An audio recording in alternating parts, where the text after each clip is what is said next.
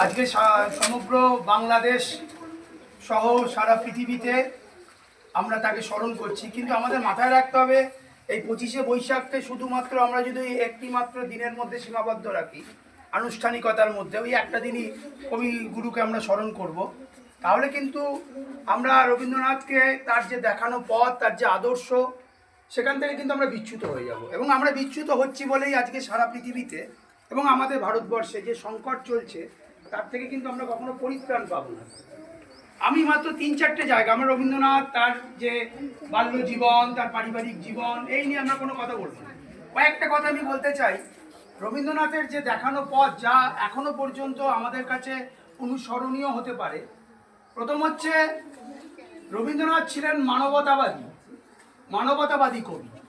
তোমরা জানো যে ভারত তীর্থ কবিতা, যে ভারতবর্ষের কল্পনা তিনি করেছিলেন, এই ভারতের মহামানবের সাগর তীরে, অর্থাৎ ভারতবর্ষকে তিনি সাগরের সঙ্গে তুলনা করেছিলেন। সাগরে যেমন বহু নদী এসে মেশে, তাই তো, তেমন এখানেও শক, হুন, পাঠান, মোগল, ইংরেজ সবাই এসে মিশেছে। তো রবীন্দ্রনাথ এই ভারতের যে গঠনে সবাইকে কিন্তু গ্রহণ করতে চেয়েছে। এসো আর্য, এসো অনার্য, আর্য অনার্য, সূচি অসুচি। আমাদের জানো ভারতবর্ষের মধ্যে কত রকম বর্ণভেদ রয়েছে, হ্যাঁ, ছোঁয়া যাবে না, নিচু জাতি। রবীন্দ্রনাথ সবাইকে নিয়ে একটা ভারতবর্ষ গঠন করতে চেয়েছিলেন। কল্যাণময়ী যে ভারতবর্ষের মা হবে, ভারতবর্ষ হবে ইনক্লুসিভ, মানে সবাই সেখানে স্থান পাবে, এক্সক্লুসিভ নয়।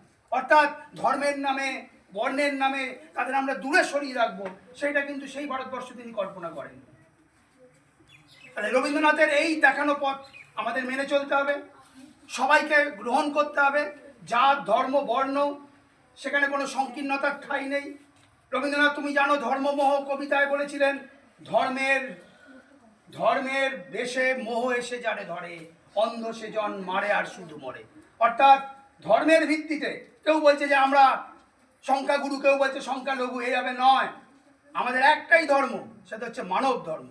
এই মানব ধর্মের পথে যেন আমরা চলি, রবীন্দ্রনাথ বারে বারে বলে গেছে। আর রবীন্দ্রনাথ সবচেয়ে বেশি বিরোধী ছিলেন উগ্র স্বদেশ প্রেমের, উগ্র জাতীয়তাবাদের। তোমরা জানো যে যখন বঙ্গভঙ্গ হয়, তখন রবীন্দ্রনাথ প্রথম কিন্তু স্বদেশী আন্দোলনের ডাক দিয়েছিলেন, তাই তো। কিন্তু পরবর্তীকালে ওই স্বদেশী আন্দোলনে যখন দেখছে যে নির্বিচারে সমস্ত বিদেশি কাপড় পুড়িয়ে ফেলা হচ্ছে, সব ধ্বংস করা হচ্ছে, রবীন্দ্রনাথ কিন্তু আস্তে আস্তে সেখান থেকে সরে এলেন। গান্ধীজি ছুটে এসেছিলেন রবীন্দ্রনাথের বাড়িতে, ছুটে এসেছিলেন যে আপনি এখান থেকে নিজের সমর্থন প্রত্যাহার করবেন না। রবীন্দ্রনাথ বলেছেন, আমি বিশ্বভারতীর কল্পনা করি, অর্থাৎ ভারত আর বিশ্ব যেখানে এক হয়ে যাবে। তাহলে জ্ঞানকে যদি আমরা বন্ধ করে দিই, ওই তখন তোমরা জানো বয়কট মানে ইংরেজের স্কুল কলেজ সব বয়কট শুরু হয়েছিল। রবীন্দ্রনাথ বলল, তাতে কিন্তু আমরা কিন্তু তার থেকে মুক্তি পাবো না। আমাদের যে অজ্ঞানতা, কুসংস্কার, ইংরেজের শিক্ষায় সেটা অনেকটা দূর হয়েছে। রবীন্দ্রনাথ কিন্তু সরে এলেন, তাই তো। এবং রবীন্দ্রনাথের ঘর ও বাহির, রবীন্দ্রনাথের তোমরা যদি ওই চতুরঙ্গ, 4 অধ্যায় এই উপন্যাসগুলো পড়ো, তাহলে দেখবে রবীন্দ্রনাথ সেখানে কিন্তু উগ্র, ওই যে জাতিপ্রেম নাম ধরি প্রচণ্ড অন্যায়, ওই যে জাতিপ্রেমের নামে আমরা সমস্ত কিছুকে ধ্বংস করে দিই। তোমরা যে জানো যে এখন সারা পৃথিবীব্যাপী যুদ্ধ চলছে, ইরানের সঙ্গে ইসরায়েলের, আমেরিকার, ইউক্রেনের সঙ্গে রাশিয়ার যুদ্ধ চলছে, সেখানে তো একই ব্যাপার। সবাই মনে করছে আমরা শ্রেষ্ঠ জাতি। রবীন্দ্রনাথ তার একদম বিরোধী ছিলেন। রবীন্দ্রনাথ বলছে স্বদেশ প্রেম আলাদা আর উগ্র জাতীয়তাবাদ আলাদা। আমি দেশকে ভালোবাসি, কিন্তু দেশকে ভালোবাসি মানে আমি অপর দেশের প্রতি আমার কর্তৃত্ব চাপিয়ে দেবো, সেটা হতে পারে না। কারণ আমরা হচ্ছে সবাই ভাই, তাই তো, বিশ্বভাতৃত্ব বই। রবীন্দ্রনাথ সব সময় সাম্রাজ্যবাদীদের বিরুদ্ধতা করেছে। তোমরা জানো যে ভারতবর্ষে যখন ওই জালিয়ানওয়ালাবাগ হয়েছিল তো, সেই বিভৎস হত্যাকাণ্ড, কেউ এগিয়ে আসেনি। একমাত্র এগিয়ে এসেছিলেন কে? রবীন্দ্রনাথ ঠাকুর। তিনি তার বিরুদ্ধচারণ করে কি করলেন? নাইটহুড উপাধি ত্যাগ করলেন। তখন কিন্তু রবীন্দ্রনাথ গান্ধীজিকে চিঠি লিখেছিলেন, আমাদের চিত্তরঞ্জন দাসকে বলেছিলেন যে চলুন আমরা কি একসঙ্গে প্রতিবাদ জানাই। কেউ এগিয়ে আসেনি, একমাত্র রবীন্দ্রনাথ। তাহলে এই যে তোমার সাম্রাজ্যবাদের বিরুদ্ধে একদম চোখে চোখ রেখে কথা বলেছিলেন। এই যে তোমরা স্যার যে কবিতা পাঠ করলো, কি কবিতা? আফ্রিকা। আফ্রিকা কখন লিখেছিলেন? আফ্রিকা লিখেছিলেন যখন একটা ওই তোমার ইথিওপিয়াকে আক্রমণ করা হয়েছিল, তখন একটা আফ্রিকার একটা শহর তাকে আক্রমণ করেছিল। তখন কারা আক্রমণ করেছিল? ফ্যাসিস্ট শক্তিরা। ফ্যাসিস্ট শক্তিরা, মুসলিনি এবং হিটলারের মদতপুষ্ট ফ্যাসিস্টরা আক্রমণ করেছিল। রবীন্দ্রনাথ, তোমরা দেখেছো রবীন্দ্রনাথের কেমন ঘৃণা বর্ষিত হয়েছে সেই ফ্যাসিস্টদের প্রতি, পড়েছে না? নখ যাদের তীক্ষ্ণ, তোমার ওই নেকড়ের চেয়ে, আফ্রিকার নেকড়ের চেয়ে ওই সভ্য বর্বর এই ইউরোপিয়ান ফ্যাসিস্টরা, তার বিরুদ্ধে তিনি বিদ্রোহ করেছেন।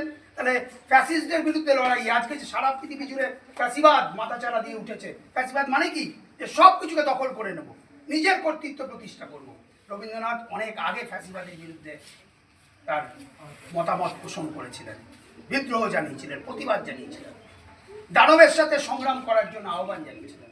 আর শেষ আরেকটা কথা বলবো, রবীন্দ্রনাথ সব সময় কিন্তু একদম সমাজের যারা নিম্ন শ্রমজীবী মানুষ, কৃষিজীবী মানুষ, তাদের সপক্ষে কথা বলে গেছেন। মোর নাম এই বলে খ্যাত হোক, আমি তোমাদেরই লোক। তোমাদের কোন? তোমরা কারা? তোমরা হচ্ছে সেই, ওরা কাজ করে, শত শত সাম্রাজ্যের ভগ্ন শেষ পরে ওরা কাজ করে। এই ওদের কথা বলেছে। কারা তারা? যারা ওই মাঠে ফসল ফলায়, যারা বন্দরে শ্রমিক, যারা কারখানার শ্রমিক, তাদের কথা বলেছেন, তাই তো? রবীন্দ্রনাথ রাশিয়ায় গিয়েছিলেন, রাশিয়ায় গিয়ে তিনি দেখেছিলেন একটা শ্রমজীবী একটা সরকার, তাদের জন্য তিনি লিখলেন রাশিয়ার চিঠি। তিনি কি বললেন? যে এই শ্রমজীবী মানুষরা হচ্ছে প্রদীপের নিচের অংশটা, মোমবাতির নিচের অংশটা, অর্থাৎ তারা থাকে হচ্ছে অন্ধকারে, মোমবাতির নিচের অংশটা অন্ধকারে থাকে তো, আর সে কি করে? আলো প্রদান করে। তারা শ্রমজীবী মানুষ, কৃষিজীবী মানুষ, তারা ফসল ফলাচ্ছে, উৎপাদন করছে, অথচ তাদের যে জীবন, তাদের জীবনে কি সুখ আছে? তারা কি মানে খুব দুধে ভাতে থাকে? থাকে না। তাহলে এই যে শোষণ আছে পৃথিবীতে, এই শোষণের বিরুদ্ধে রবীন্দ্রনাথ বলে গেছেন ওই শ্রমজীবী মানুষের হয়ে। তাহলে মানবতাবাদী রবীন্দ্রনাথ, শ্রমজীবী মানুষের সপক্ষে দাঁড়ানো রবীন্দ্রনাথ, ধর্মের কুসংস্কারের সংকীর্ণতার বিরোধী রবীন্দ্রনাথ, উগ্র স্বদেশ প্রেমের বিরোধী রবীন্দ্রনাথ, সাম্রাজ্যবাদ বিরোধী যুদ্ধের বিরুদ্ধে যে রবীন্দ্রনাথ, তাকে আমাদের প্রতিদিন স্মরণ করতে হবে। সেইটা নিয়ে যদি আমরা আজকে এগিয়ে যাই, তাহলে আমরা একটা সুস্থ, সতেজ, একটা মানবতাবাদী বিশ্বকে আমরা স্থাপন করতে পারবো এখানে। তাহলে তার এই বিষয়গুলোকে আমাদের মাথায় রাখতে হবে। এগুলো যদি আমরা মাথায় রাখি, প্রতিদিনের জীবনচর্যায় যদি অনুসরণ করি, তাহলেই কিন্তু আমাদের রবীন্দ্রনাথকে যথার্থ শ্রদ্ধা জানানো হবে, স্মরণ করা হবে। ঠিক আছে? বোঝা গেল? ঠিক আছে।